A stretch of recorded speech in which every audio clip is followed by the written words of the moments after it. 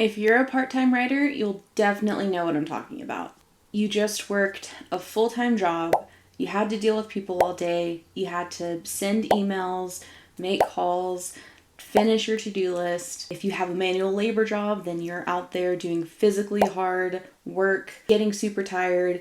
Then you have to come home, you have to eat dinner, you have to do chores around the house. If you have kids or pets, you have to take care of them. And the last thing that you want to do is write your freaking book.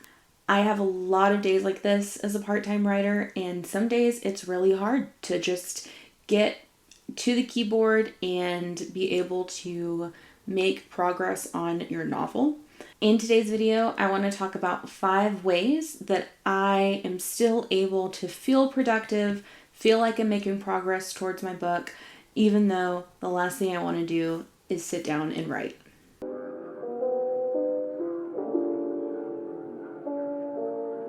Before we get into that, I do want to just give kind of a brief background about my situation. So I work 8 to 7 every day.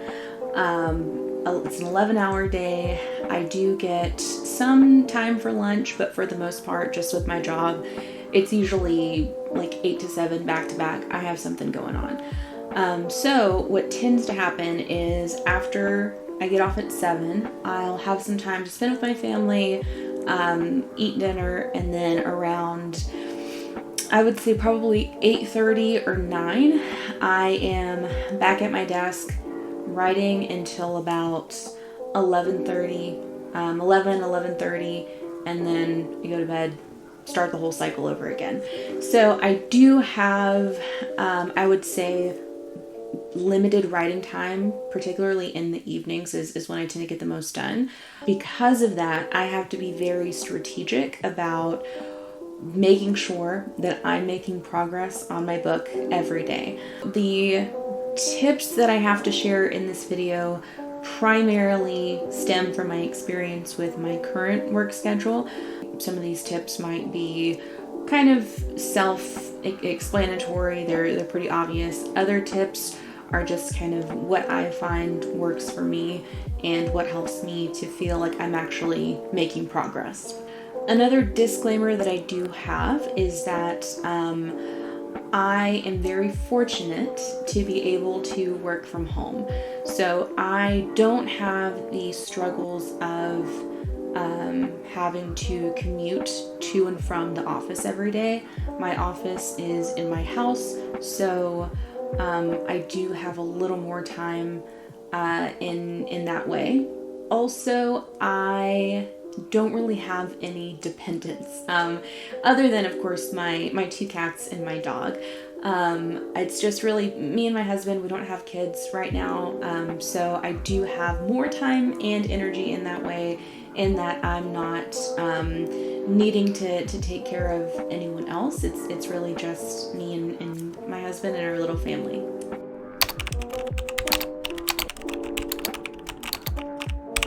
So the first thing that I do to get the creative wheels turning is to revamp my environment. I spend 11 hours a day at my desk. Rarely do I need to go out and meet somebody in person. Typically, if I'm having a meeting, it's virtually. There are days when it's really hard to hit my desired step count because I really am just at my desk a lot. Because of that, it's hard to come back and sit in the same space and expect to get anything done. It can make it difficult to transition from work mode to creative mode. For this reason, the first thing that I like to do is revamp my environment. This could be as simple as going to another room in my house, going to the living room, going to the kitchen, to work on the dining table. Other days, I actually need to physically get out of my house and go to the library, go to a cafe, be around other people that are also being productive. That's something that really helps me to put words on the page. Now, if I'm not able to leave the house, if I'm working a particularly late session and the libraries are closed, cafes, restaurants are closed, what I try to do is to make it feel like I'm in a different space, even if I'm not. So if I'm at my desk, I will turn on some different music than I listen to whenever I work. I have a couple of playlists that I have reserved specifically for writing.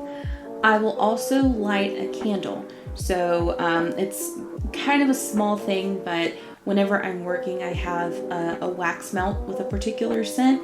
And then if I'm writing, I will have a separate candle with a different scent. Just kind of little ways to, I guess, trick my mind into thinking that I'm elsewhere. It's just kind of a nice change of pace. It's kind of refreshing, and it re-energizes me, even if it's a small change.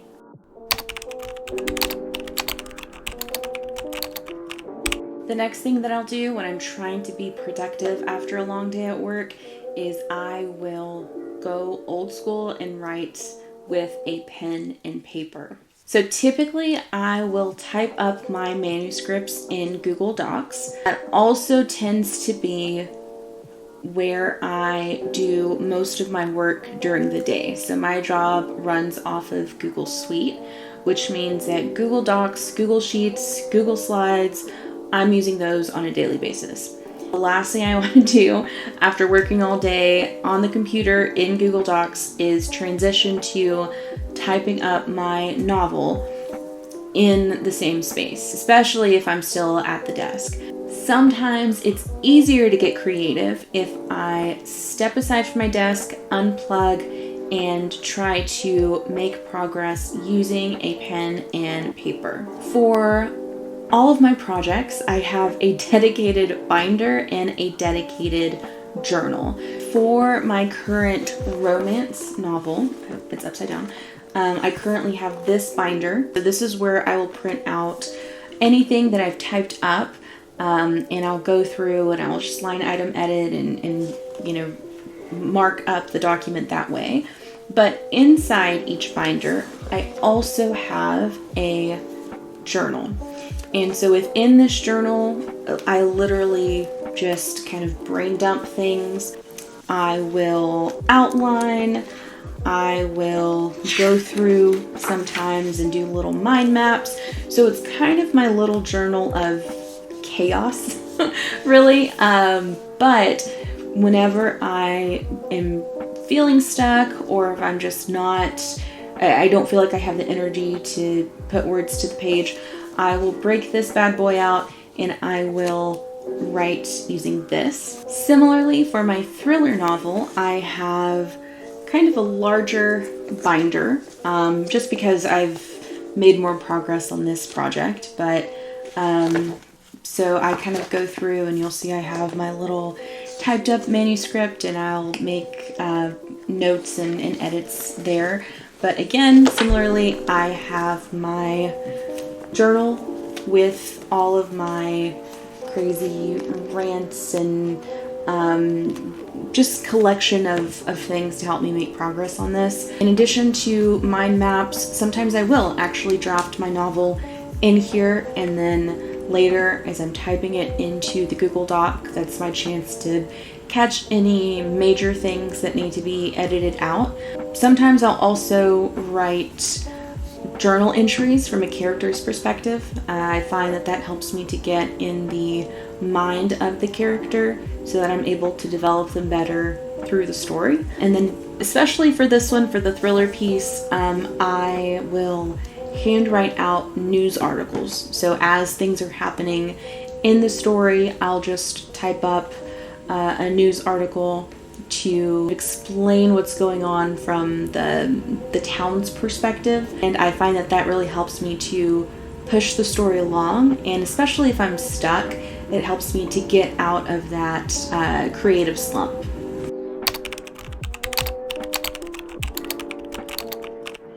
Sometimes after those long work days, the hardest thing to do is just get started. That's why the third thing that I like to do is to start small.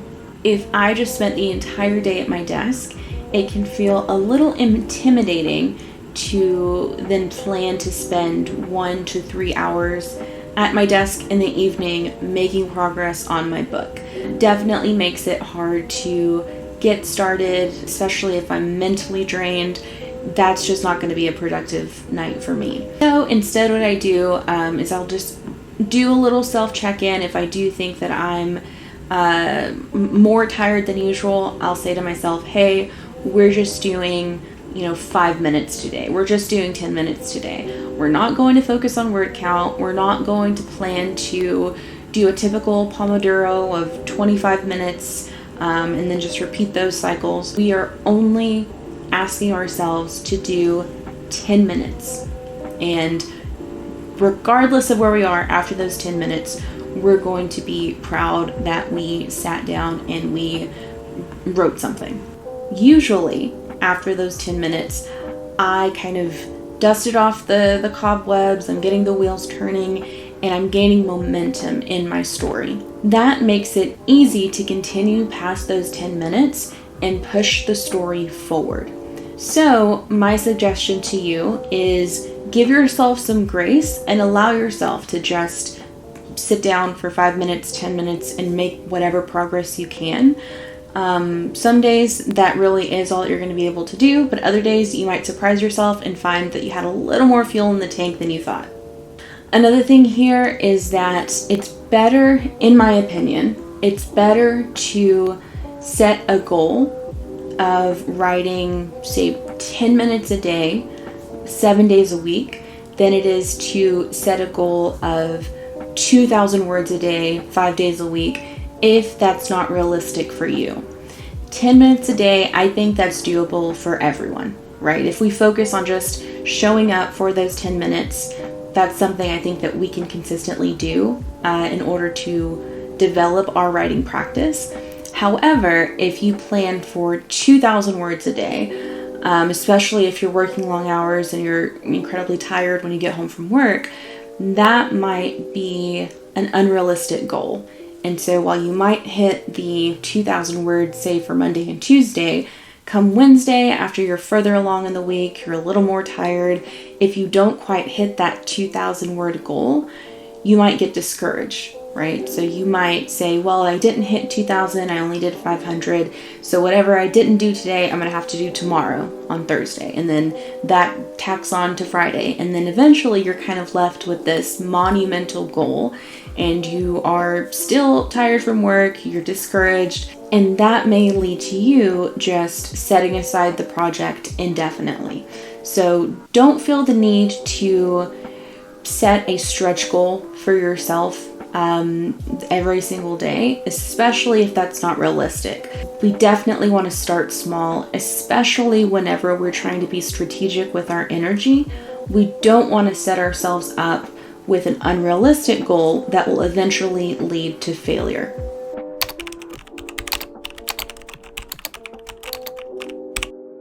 I think that part of the reason why I feel stuck sometimes whenever I'm writing is because I'm physically stuck.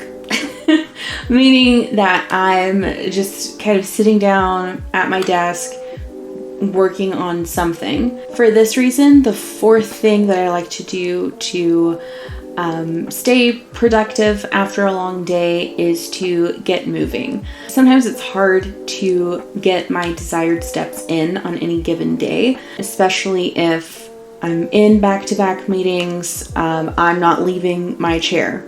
So on those days where I was stuck at my desk for the entire day and maybe in back-to-back meetings, I like to go for maybe a 15 or 30 minute walk, ideally outdoors if the weather is nice, and I just like to spend some time alone, clear my head, and get the blood flowing a little bit. I tend to find that whenever I get back from that walk, I am definitely recharged and re-energized, and I find that it's easier to make progress and think of where I want my story to go.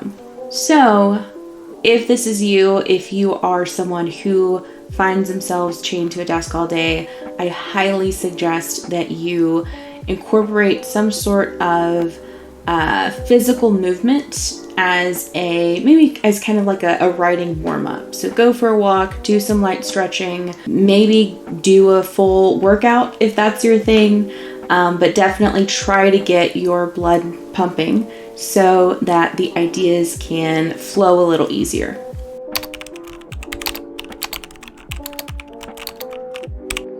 The fifth thing that I like to do to stay productive after those tough days is to rethink what it means to be productive. Being productive as a writer does not always mean putting words onto the page. Yes, it is important and necessary in order to finish your novel, but it may not happen every day, and you can still find ways to make progress on your story without having to up the word count. Here's what I mean by that. On days where I physically cannot draft anything, I will switch gears and focus on something else. I am a visual person. I'm a visual learner. I'm a visual presenter.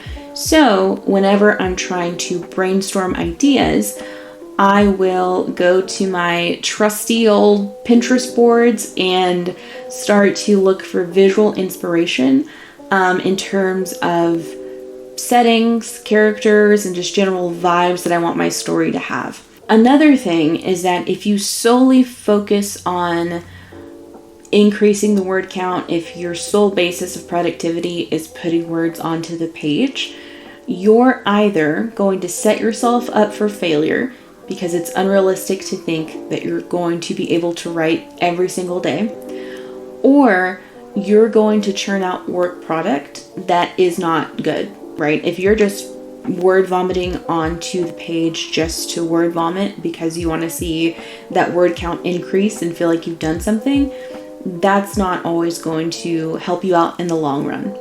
Because, and I am speaking from experience here because I'm kind of going through this with my current manuscript, what's going to happen is on those tough days, you're going to come home and you're going to have to edit the word vomit that you just regurgitated onto the page. So rather than putting out work product that isn't good, take a step back and rethink what it means to be productive. Focus on character development. Google search images that capture what you want your settings to be like. Maybe you could create a playlist for each of your characters. Find songs that capture each character's essence, curate them in a playlist, and then whenever you're trying to write for them in the future, you can listen to that playlist and get in the headspace of your character. If you're someone who's artsy and can draw, which is not me, I'm a stick figure person through and through, but if you do have the ability to draw well, maybe you just take a day to map out what you think that your characters look like. That way you can have that to go by as you're developing them in your story. You can move your story along without hitting your desired daily word count goal.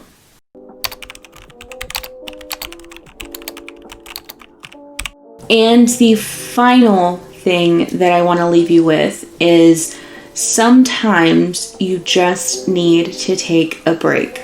If you've done these 5 tips, if you've tried to revamp your environment and you've tried to go outside, walk a little, and you still don't feel like you're able to be productive, then that's likely your body telling you that you need to take a break. Taking a break is much better than burning out. You don't want to overwhelm yourself to the point to where you grow frustrated with the craft. You don't want to write anymore. You set aside a project indefinitely and never look at it again. Taking breaks is better than giving up. So, If you find that you are still unable to make progress after trying different things, if you're still not able to advance your story forward, then it is entirely okay to not work on your story that day. It will still be there the next day. You'll still be able to write, edit, brainstorm. You'll still be able to make progress so that you can finish your book and accomplish your dreams. Listen to your body and give yourself some grace. If you like this video and you want to see more videos, please like and subscribe because I do have plans to make similar videos in the future, especially for part-time writers. As I go about my journey to publication, I'm going to be sharing just tips and strategies that I'm using along the way to hopefully help you on your path as well. Thanks so much for watching, and I will see you in the next one.